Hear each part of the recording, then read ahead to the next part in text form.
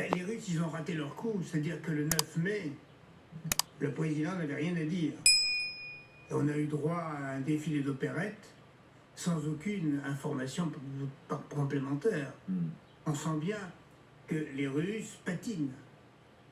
Et moi, ce qui me sidère depuis 2 ans, c'est que chaque fois qu'il y a eu une grande ville à prendre, comme Kiev par exemple, il y a eu une défaite des Russes, et il ne faut pas oublier que Kiev a été prise avant que l'Occident aide les Ukrainiens.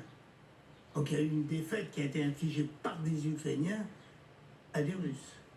Quand ils pensaient occuper le pays en une semaine. Russe, Ouais. Voilà. Ils pensaient que c'était facile. Il y a des erreurs d'appréciation.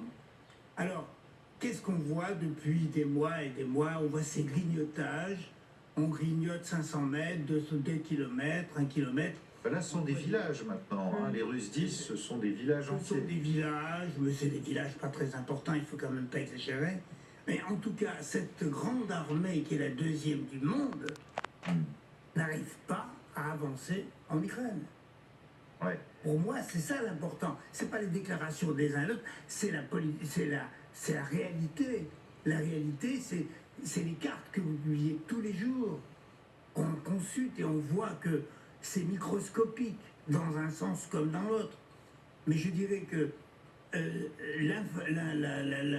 l'invasion russe n'avance pas depuis 2 ans. Et les Ukrainiens n'arrivent pas à les repousser pour autant. Oui, mais ça, les Ukrainiens, on ne peut pas comparer l'armée ukrainienne à la puissante armée soviétique qui a battu les nazis il y a 50 ans ou 70 ans. Ouais. Regardez le défilé d'opérettes auquel on a eu droit.